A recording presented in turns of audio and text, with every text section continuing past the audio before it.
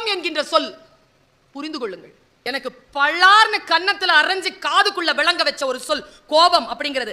எவனோ செய்கின்ற குற்றத்திற்கு உனக்கு நீயே தரும் தண்டனை. சில பேர் இருக்கிறாங்க, சார் நிறைய விஷயம் சொன்னார், ட்ரெயினை பத்தி நிறைய சொன்னார். நான் எப்பவுமே சொல்லுவேன், இப்போ எனக்கு 9:50க்கு ட்ரெயின் வச்சுக்கோங்க, நான் ட்ரெயினுக்கு போகணும், 9:50க்கு போய் ஏறணும், டிராஃபிக் வந்துருச்சு, என்ன ஆவேன் நான்? 9:45 ஆயிடுச்சு, என்ன ஆவேன்? அப்ப என் குருநாதர் எனக்கு சொன்ன ஒரு சொல், ஓடுற ட்ரெயின்ல ஓட முடியாது, ட்ரெயின் எப்போ போகுமோ அப்போதான் போகும், அதுக்குள்ள நீ ஓட முடியும். இன்னொரு ஒரு வாக்கியம் சொல்லவா? நீங்க ஞாபகம் வச்சுக்கோங்க, இதை நிகழும் நேரத்தை சேமிக்க முடியாது, அனுபவிக்கத்தான் முடியும். நம்மில் பல பேர் என்ன தெரியுமா பண்றாங்க, முக்கியமான ஒரு இடத்துக்கு போவாங்கங்க, அங்க போய் செல்ஃபி பிடிச்சி, என்ன இப்போ இடத்த பாரு, அதுக்கு தானே போனேன், அதை போய் ரெக்கார்ட் பண்ணிட்டு இருப்பாங்க. இந்த வினாடியை நீங்கள் அனுபவிக்கத்தான் முடியும், சேமிக்க முடியாது. சேமிப்பது வேறு யாருக்காகவோ தான், உங்களுக்காக இதை சேமித்துக் கொள்ளவே முடியாது. ஒரு விஷயத்தை எப்பவுமே டூருக்கு போவாங்க, எனக்கு ரொம்ப ஆச்சரியமா இருக்கும், டூருக்கு போறவங்க எந்திரி தொட்டபெட்டா போகணும், போயிட்ட பொட்டானிக்கல் கார்டன், இரு தொட்டபெட்டாவை பார்த்துக்கிறேன், பொட்டானிக்கல் கார்டன் போனேன், கல்மரங்கள் பார்த்த, போட்டோ எடு, வாங்க வண்டி கிளம்புது, வள்ளி இதுக்கா போனோம் டூரு? ஒரு இடத்தை நிம்மதியா ஒரு நிம்மதியே இல்லாம போயிடுச்சுங்க. ஏன் தெரியுமா? அந்த ரசனை நமக்கு இல்லை. எங்கோ தொலைத்து போனோம், யாருக்கோ காட்டுவதற்காக, யாரிடத்திலோ கைத்தட்டல் வாங்குவதற்காக, யாருடைய புன்னகைக்காகவோ நாம் ஏதோ தவித்துக் கொண்டிருக்கிறோம். இங்கேயும் ஒரு உயிர் இருக்கிறது, இங்கேயும் ஒரு உடல் இருக்கிறது. இதை சமாதானப்படுத்தி இதை தூய்மையாக வைத்துக் கொள்வதற்கு நேரமில்லை. ஒரு படைப்பாளனுடைய ஆகப்பெரிய விஷயம் அங்கீகாரம். நாம் கொஞ்சம் கூட தகுதி இல்லாதது கோபம். கோபமாக இருக்கக்கூடியவர்கள், நான் சொல்லட்டுமா, கோபமாக இருக்கக்கூடியவர்கள் நிறைய பேர் இருப்பீர்கள். இங்க யாரையாவது பார்த்து சத்தம் போட்டு பேசுவீங்க. சத்தம் போட்டு பேசுனீங்கன்னா நீங்க கோபமா இருக்கிறீங்கன்னு அர்த்தம் இல்லை, அது அசூயைன்னு அர்த்தம். அதுக்கு கோபமுடையவர்கள் என்ன செய்வார்கள் தெரியுமா?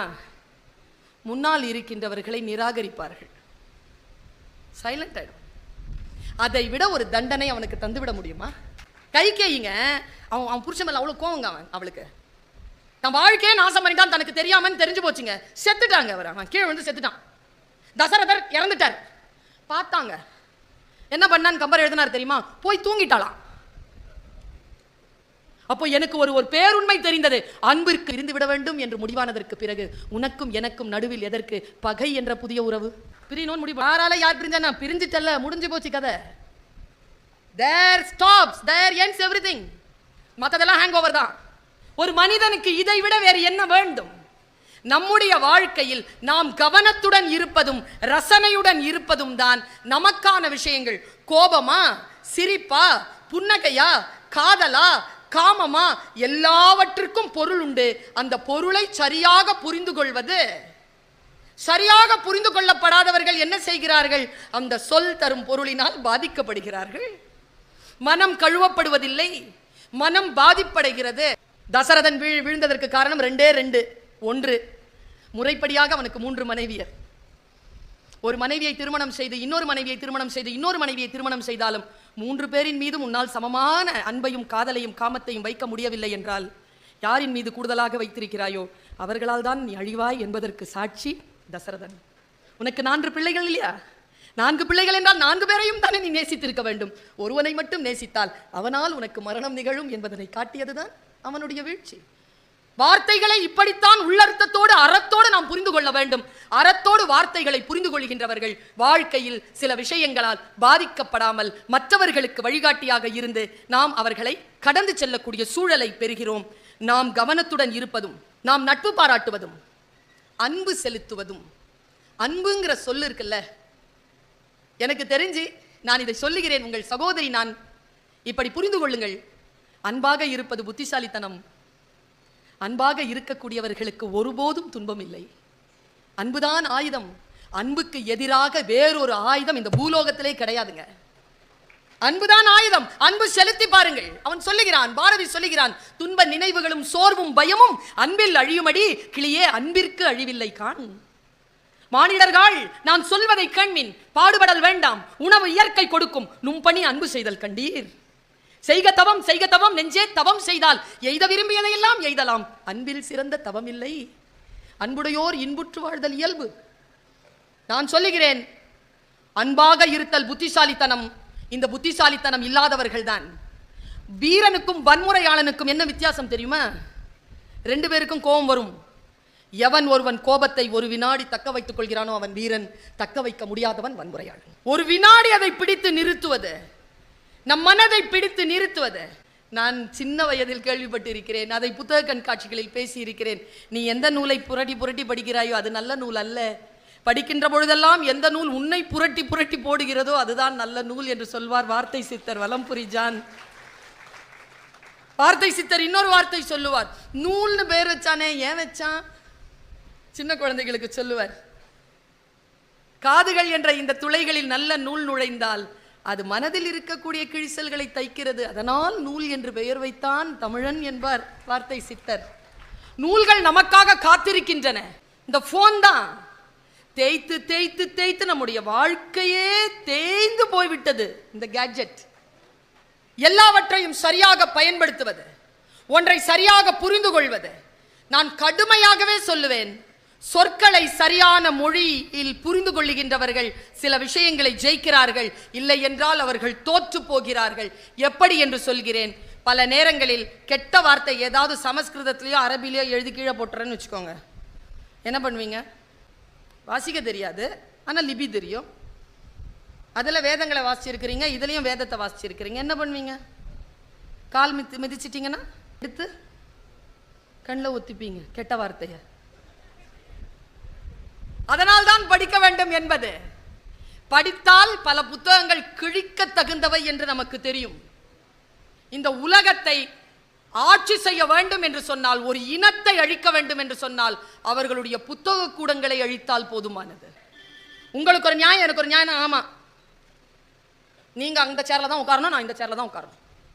அது உங்களுக்கான நியாயம், இது எனக்கான நியாயம். ஆனா நீதின்னு வந்துச்சுன்னா ரெண்டு பேருக்கும் ஒண்ணு. எங்க ஐயா நீதி என்கின்ற சொல்லுக்கும் நியாயம் என்ற சொல்லுக்கும் இருக்கக்கூடிய வித்தியாசத்தை சரியாக நீங்கள் புரிந்து கொள்வதற்காக சிலம்பொலி செல்லப்பன் ஐயா அவர்கள் நான் குழந்தையாக இருந்தபொழுது பேசியதை சொல்றேன்.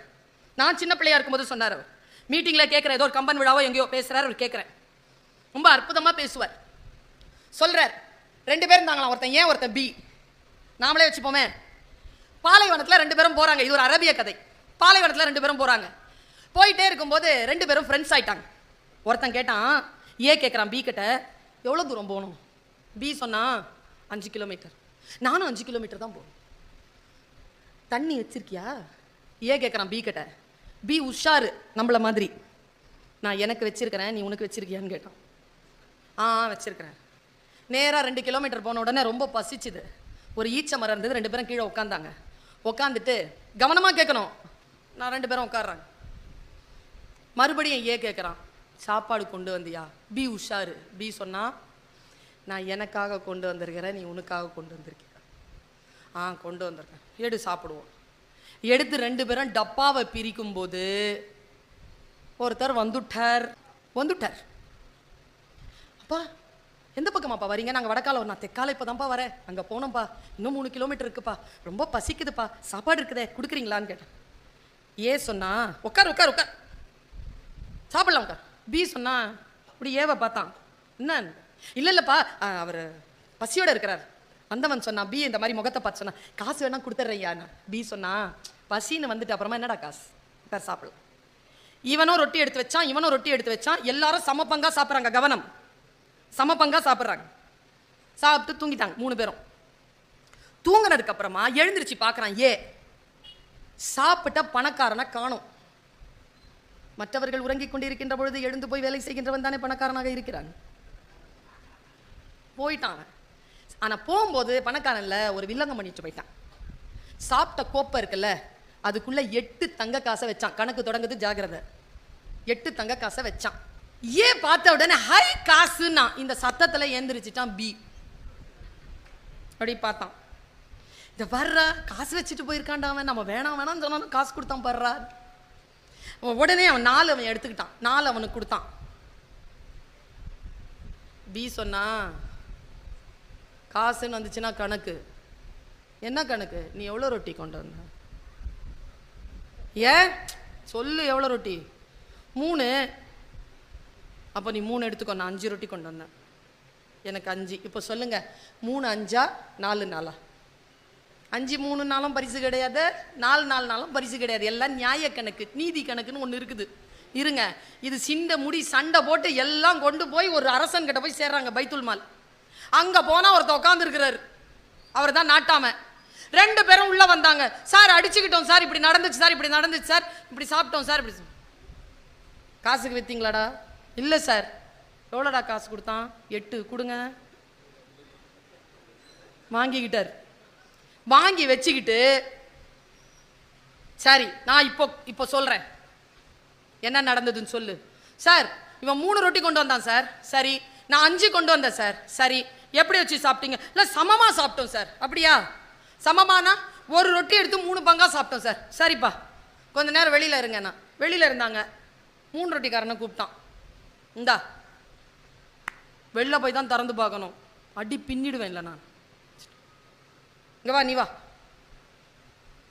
கையில் அவன் கையில் 5 ரொட்டிக்காரன் கையில் காசு கொடுத்தான். 2 பேரும் வெளியில போயிட்டாங்க. வெளியில போயிட்டு 2 பேரும் ஓலத்தோட உள்ள வர்றாங்க. ஒருத்தன் கோவத்தில் வரத்தான், ஒருத்தன் சந்தோஷத்தில் வரத்தான். 3 ரொட்டிக்காரன் கையில் ₹1 இருக்கு. நீதி கணக்கு. 5 ரொட்டிக்காரங்கிட்ட 7 காசு இருக்கு. அவன் சந்தோஷத்துல, என்ன சாமி இவ்வளவு கொடுத்துட்டீங்கன்றான். அவனாவது 3 கொடுக்குறேன்னாடா, உங்ககிட்ட வந்துட்டு நான் ஒத்த காசை வாங்கிட்டு போறேனேங்கிறான். அவன் கணக்கு சொல்லு, கணக்கு சொல்லு. கணக்கு சொல்றாரு. இப்போ சொல்லுங்க, 3 5 சேர்த்தா எவ்வளவு? டக்குன்னு சொல்லணும், டைம் இல்லை. 8. ஒரு ரொட்டியில 3 துண்டு, ஆளுக்கு ஒன்று சாப்பிட்றாங்க. 8 ரொட்டியில எத்தனை துண்டு? டக்குன்னு சொல்லணும். 24. ஆளுக்கு எவ்வளவு சாப்பிட்டுருக்காங்க? 8 8 சாப்பிட்டுருக்காங்களா? 5 ரொட்டிக்காரன் 3 பிரிங்க, எவ்வளவு? 15. எவ்வளோ சாப்பிட்ருக்கான்? 8. எவ்வளோ கொடுத்துருக்கான்? 7. அதனால் அவனுக்கு 7 காசு. இவன் 3 ரொட்டிக்காரன் பிரிச்சா எவ்வளவு? 9. இவன் எவ்வளோ சாப்பிட்ருக்கான்? 8 சாப்பிட்ருக்கான். எவ்வளோ கொடுத்துருக்கான்? அதனால் அவனுக்கு 1. வெளியிலேருந்து பார்த்தா நியாயம் வேறு வேறாக தெரியும், ஆனால் உள்நுழைந்து பார்த்தால் நீதி என்பது வேறாக தெரியும். நியாயம் எது, நீதி எது என்கின்ற சொல்லை சரியாக புரிந்து கொள்ள வேண்டும். வாழ்க்கை சொற்களால் சூழப்பட்டிருக்கிறது. சரியான பொருளை புரிந்து கொண்டு வளமான வாழ்க்கை வாழ்வோம் என்கின்ற வாழ்த்தோடு நிறைவு செய்கிறேன்.